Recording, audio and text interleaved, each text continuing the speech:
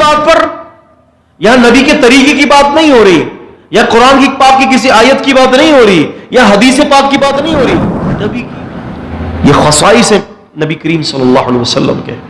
اللہ تعالیٰ غریق رحمت کرے سیوطی کو، علامہ جلال الدین سیوطی رحمہ اللہ کو. آپ نے کتاب لکھی ہے الخصائص الکبریٰ.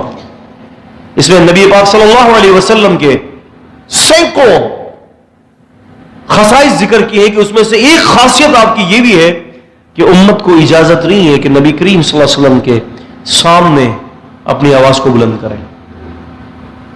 جب یہ آیت اتری تھی نا سورہ حجرات کی، اللہ اکبر، گھبرا گئے تھے عمر رضی اللہ عنہ بھی. ایک صحابی تو اتنے گھبرائے مسجد میں آنا ہی چھوڑ دیا. آپ نے پوچھا کہ وہ کہاں ہے؟ کہا کہ اللہ کے رسول وہ مسجد نہیں آ رہے. پوچھا کیوں؟ کہا کہ اس لیے کہ ان کی آواز بہت بلند ہے اور وہ یہ اس بات سے ڈر رہے ہیں کہ ان کے کئی عمل برباد نہ ہو چکے ہوں اور میں کس منہ سے اللہ کے رسول کے سامنے پیش ہوں گا. میرے تو سارے عمل برباد کر دیے اللہ نے، کیونکہ میری آواز رسول اللہ صلی اللہ علیہ وسلم کی آواز مبارک سے اونچی ہے. آپ نے بلایا اس کو، آپ نے کہا کہ اس میں آپ نے وضاحت کی، تشریح کی، اس میں وہ لوگ داخل ہیں جو جان بوجھ کر آواز بلند کرتے ہیں، جس کی قدرتی آواز ہے وہ اس میں داخل نہیں ہے.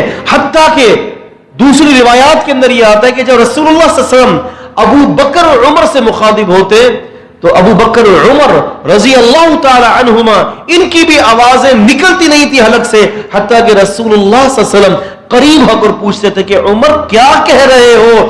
آواز تمہاری نہیں آ رہی، تم کیا کہہ رہے ہو؟ ڈر چکے تھے سارے. نبی کی آواز کی اتنی حجیت ہے تو نبی کی سنت اور آپ کی حدیث کی کتنی بڑی حجیت ہوگی.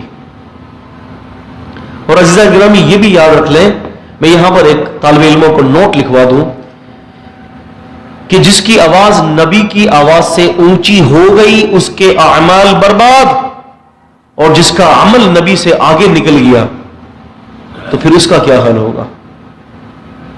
فہمتم شباب ما فہمتم.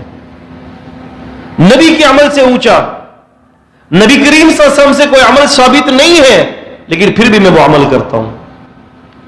اللہ، صحابہ اکرام رضوان اللہ تعالی علیہم اجمعین کی یہ پوری کوشش تھی کہ رسول اللہ صلی اللہ علیہ وسلم کے پیچھے پیچھے چلے. فرمایا کہ دیکھو ایمان والوں کہ جب تم نبی کریم صلی اللہ علیہ وسلم سے مخاطب ہو، لا ترفعوا اصواتکم فوق صوت النبی، اپنی آوازوں کو نبی کریم صلی اللہ علیہ وسلم کی مبارک آواز سے اونچی مت کرنا. ان تحبط اعمالکم وانتم لا تشعرون، اور برباد کر دیے جائیں گے تمہارے عملوں کو اور تمہیں خبر بھی نہیں ہوگی. تم زندگی بھر نیک عمل کرتے رہو گے جب تک کہ تمہارے سارے عملوں کو اللہ نے پانی پھیر دیا ہوگا. کس بات پر؟ یہاں نبی کے طریقے کی بات نہیں ہو رہی، یا قرآن کی پاک کی کسی آیت کی بات نہیں ہو رہی، یا حدیث پاک کی بات نہیں ہو رہی.